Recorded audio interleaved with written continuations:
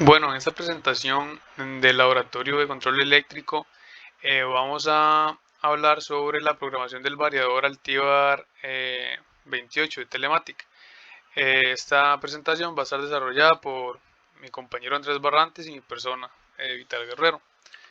Bueno, inicialmente vamos a hablar sobre las características generales. El Altivar 28 es de una familia de variadores de velocidad de frecuencia ajustables que se utiliza para controlar motores asincrónicos. En este podemos encontrar diferentes gamas. Esta se encuentra, bueno, la de 0.37 a 2,2 kilowatts, que es de entrada monofásica y tiene estas tensiones. También tenemos estas de entradas trifásicas, que la menor viene siendo de 3 a 7,5 kilowatts de 2.8, 2.30 y 2.40 de tensión. Y por último tenemos las últimas dos de entradas trifásicas, que difieren en que tienen mayores tensiones y potencias, eh, debido a que en el manual del Altivar 28 es tan amplio. Vamos a centrarnos en estas primeras dos, para no extender mucho esta presentación. Bueno, aspectos técnicos, como podemos ver acá, estos vienen siendo de las dos primeras que mencionamos anteriormente, de la trifásica de 2.8 a 2.30 y la monofásica de 2.8 a 2.40. Bueno, aquí podemos observar que vienen los datos de corriente de línea entrante, para ambos, la potencia del motor, la corriente de salida nominal, la transitoria. También tenemos los datos de potencia disipada total a la carga nominal, que esos son datos que vamos a utilizar más adelante para unos cálculos. Y las corrientes de cortocircuito para las pruebas de cortocircuito. También contamos con este manual, vienen las especificaciones ambientales, que bueno, en este podemos ver los grados de protección. En este caso tiene un IP20, NEMA 1 y un L tipo abierto. También tenemos datos como la resistencia a vibraciones, grado de contaminación, que este es tipo 2 de acuerdo a la UL 840. Humedad relativa, que es de un 93% máximo, y también temperatura ambiental máxima y altitud. Todos estos datos suministrados tienen que ser tomados en cuenta por el operario que va a seleccionar eh, este, este equipo para la zona en que vaya a ser implementado. Bueno, también tenemos las especificaciones eléctricas, que en el manual, bueno, podemos ver aquí que el manual es muy extenso.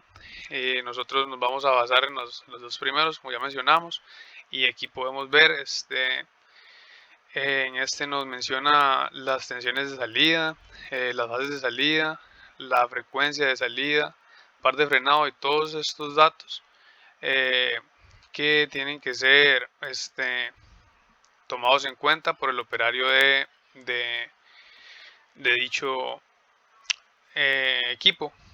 Para la instalación hay que tener algunas precauciones.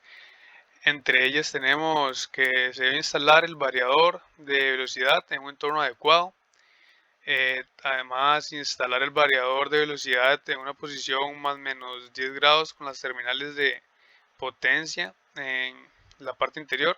No se debe colocar el variador cerca de una fuente de calor, es muy importante. Montar el variador sobre una superficie plana y sólida para obtener una circulación de aire adecuada. Hay que asegurarse de que la tensión y la frecuencia de corriente eléctrica de entrada correspondan al valor nominal especificado por la placa de datos del variador. También es necesario una protección contra las sobrecargas, por lo que hay que instalar fusibles de corriente eléctrica. También dejar un espacio libre suficiente para garantizar una circulación de aire necesario para el enfriamiento que se realiza por la ventilación hacia abajo. Hay que tomar en cuenta ciertas condiciones de montaje con respecto a la temperatura.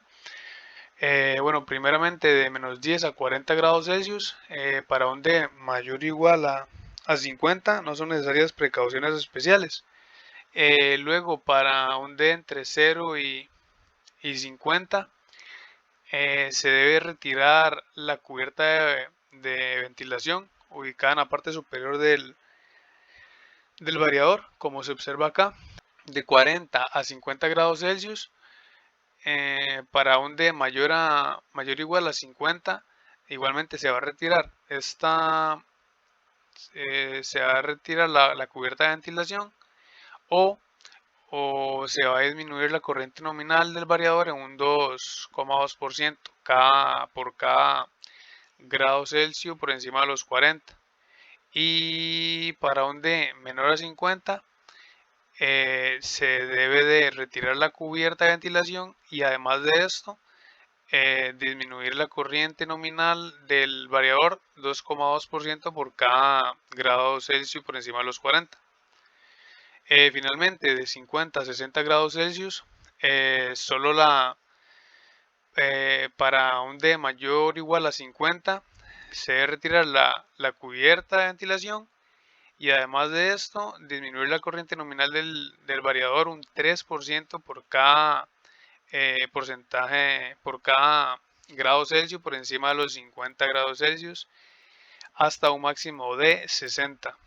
Para el cálculo del área útil mínima de la superficie, eh, hay que tomar en cuenta lo que viene siendo esta acá, que es la resistencia térmica por pulgada cuadrada, que esto se debe poner en contacto con el fabricante del gabinete para obtener este factor. Luego, la resistencia térmica del gabinete se va a calcular por medio de la temperatura ambiente alrededor del gabinete, la temperatura ambiente interna, perdón, y la temperatura externa máxima. Además de esto, como podemos ver acá, la potencia total disipada, que de las tablas que hemos visto ya. Y así, con estas fórmulas se obtiene el área útil mínima de la superficie para colocar este variador. Para la instalación, esta va a estar en base a la norma EN 55011 clase A, que esta describe la instalación de cada una de las partes que podemos ver acá. Entre estas partes, con el 1 podemos ver que está la plantilla SEM. En el 2, un variador de velocidad, el variador de velocidad altivo del 28. En el 3 son hilos o cables de alimentación sin blindaje. En el 4, hilos sin blindaje para la salida de los contactos de relé de seguridad. En el 5, blindajes para los cables 6, 7 y 8. En el 6, un cable blindado para la conexión al motor. En el 7, un cable blindado para la conexión a los dispositivos de control. En el 8, un cable blindado para la conexión a la resistencia de frenado dinámico. Y en el 9, el acceso al tornillo de conexión a tierra. Para la parte de cableado, antes de cablear el variador de velocidad, primero es importante realizar un procedimiento de medición de uso. Para esto, para obtener el acceso a las terminales, se debe quitar el tornillo de la cubierta y abrirla. Bueno, aquí podemos ver la vista frontal y la vista inferior. Una vez abiertas estas, podemos encontrar las terminales de control y las terminales de potencia, como se observan acá con los puntos 1 y 2. Y también podemos ver acá el tornillo de conexión a tierra del equipo, representado aquí con el número 3. Para asegurar un funcionamiento seguro y sin interrupciones, se debe realizar la conexión a tierra del variador de velocidades de acuerdo con el Código Nacional Eléctrico de EUA, la NOM 001 y los códigos locales. Para la conexión a tierra de varios variadores de velocidad deberán realizarse como se muestra en esta imagen, donde no se debe instalar los conductores de tierra en bucle ni en serie, sino esta sería la manera correcta. Finalmente, podemos observar aquí el diagrama de cableado, donde acá podemos observar los fusibles, aquí las salidas de los motores, las salidas del motor, perdón, aquí las rectancias por línea utilizadas. Acá se encuentran los contactos de los relés. Aquí podemos observar las resistencias de frenados utilizadas y potenciómetro de referencia. Luego tenemos acá las entradas lógicas programables y la alimentación de dichas entradas. También se tienen aquí, como podemos ver en AIC y AI2, las entradas analógicas y finalmente una salida analógica programable que también, bueno, también se puede programar. Bueno, después de esto mi compañero Andrés Barrantes va a explicar la parte de la programación. Gracias. Muchas gracias, Vital. Entrando en lo que es el tema de la programación, tenemos que en el manual de uso del variador de frecuencia ATIVR28 nos dice que la programación del variador ATV28 se realiza sencillamente a través de selecciones secuenciales internas y bloqueos. Y para facilitar la configuración se recomienda acceder a los menús en el siguiente orden. Primero en el menú IO, que ese es el menú de entradas y salidas. Después en el DRC, que viene siendo el de accionamiento. Y después en el menú Set, que es el menú de ajustes. También tenemos lo que vienen siendo los ajustes de fábrica, que estos vienen siendo los ajustes predeterminados del variador de frecuencia, los cuales nosotros debemos cambiar manualmente mediante los menús si nosotros deseamos un funcionamiento distinto. Por ejemplo, este variador de frecuencia viene por defecto a 50 Hz, por lo tanto nosotros debemos de cambiarlo a 60 Hz eventualmente para poder operarlo aquí en Costa Rica. Que son las terminales de programación y ajustes. Aquí tenemos lo que es el display, la carátula frontal del variador, en donde tenemos varias cosas, como del lado izquierdo tenemos un LED rojo que nos indica que hay tensión del bus de corriente directa. Tenemos dos flechas, una que nos regresa al menú o parámetro anterior y otra que nos lleva al menú siguiente o parámetro. Y también estas flechas aumentan o disminuyen el valor mostrado. Tenemos la pantalla, el display, de 4 visualizaciones de 7 segmentos. También tenemos botones de ESC y ENT, que vienen a ser escape y entrada. El escape dice que sale de un menú o parámetro, el cual cancela el valor mostrado para regresar al valor anterior en la memoria. Y ENT ingresa a un menú o parámetro o guarda el parámetro visualizado o el valor mostrado. En la nota del manual dice que al presionar los botones, las flechas, sus selecciones no se almacenan automáticamente, sino que debemos pulsar Ent para guardar el valor mostrado. Una vez esto hecho, la pantalla parpadea cuando se almacena el valor. Y si no ocurre ninguna falla, podremos acceder a lo siguiente, que es a init, que es la inicialización, a RDY, que es que el variador está listo. Todo esto lo podemos visualizar también. X.x, que eso es, vienen a ser números, por decirlo así, que es la referencia de frecuencia. Ahí ponen un ejemplo, que es 43,0. DCB, que es el frenado por inyección de corriente directa en curso. RTRY, que es el rearranque automático en curso. NST, que es el comando de parada libre, y FST, que es el comando de parada rápida. Para lo que es el acceso a los menús, se tiene que, bueno, en un inicio cuando se compra el variador y se energiza por primera vez, o en el caso de que se ajuste a los valores de fábrica, se tiene que la primera vez que se energice se va a requerir la frecuencia base, la base frequency, en donde la ingresamos, le damos end. Ahí tenemos ciertas configuraciones donde también le damos end, y aquí llegaremos al punto en donde llegaremos ahora siempre que energicemos nuevamente el variador de frecuencia. A partir de este momento podremos ingresar a los 4 menús, al de set, al DRC, al IO y al sub, que respectivamente significan ajustes, accionamiento, asignación y supervisión. En estos menús podremos subseleccionar varias configuraciones o ingresar distintos valores. Para lo que es el acceso a los parámetros, cada menú tiene su submenú, como decía anteriormente, en donde uno entra al menú, sigue el siguiente parámetro con el botón de End y después se asigna un valor o una asignación, se guarda con el End y después el display parpadea, a lo que el display vuelve al parámetro, donde uno vuelve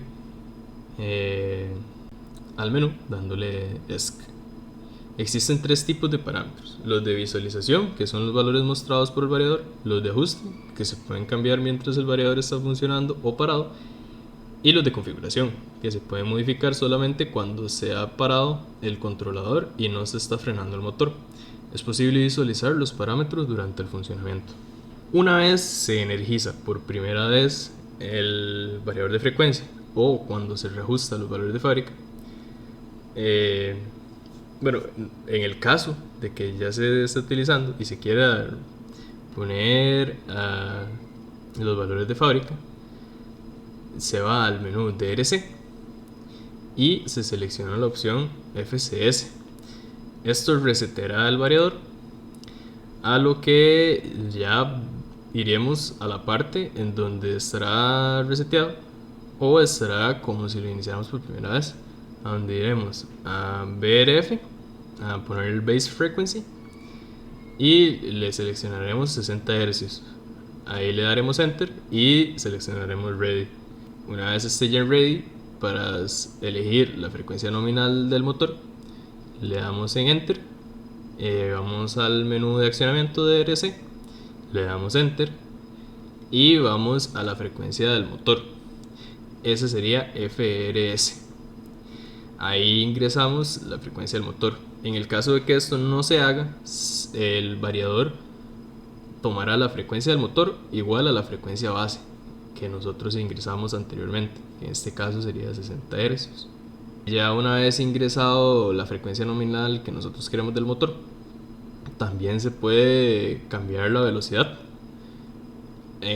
Para esto lo que se hace es en el menú ready se le da enter, se va al menú de accionamiento de DRC, le damos enter y se selecciona en el LFR el valor de velocidad que se desea. Este valor de velocidad puede estar entre LSP y HSP, que eso significa low speed a high speed, que también son valores ajustables en los menús. Ahora, en lo que son los códigos relevantes de los distintos menús, se tiene en el menú set, se tiene ROT, que es el sentido de la rotación; ACC, que es el tiempo de la rampa de aceleración; DC, el tiempo de la rampa de desaceleración; y TH, la corriente utilizada para la protección. Se tiene el menú de DRC, que en donde se puede ver los códigos UNS, que indica la tensión nominal de salida; TFR, que es la frecuencia máxima de salida; ATR, que es el rearranque automático después de un pare o falla. En el menú de asignación de entradas y salidas IO se tiene LSC, que en ciertos modelos permite el control del variador mediante botones de Stop Reset, RUN y FWD Rev. Este último FWD Rev lo que hace es que permite la inversión del sentido de giro del motor. También se tiene LI12, L13 y L14, o LI2, LI3, LI4, no está muy claro en el manual, el que son las entradas lógicas. AIC es la entrada analógica y AO es la salida analógica. Y en el menú de supervisión se tiene RFR, que visualiza la frecuencia del motor, LCR visualiza la corriente del motor, OPR visualiza la potencia entregada al motor, ULN visualiza la tensión de línea y LFT visualiza la última falla. Esto sería todo, muchas gracias.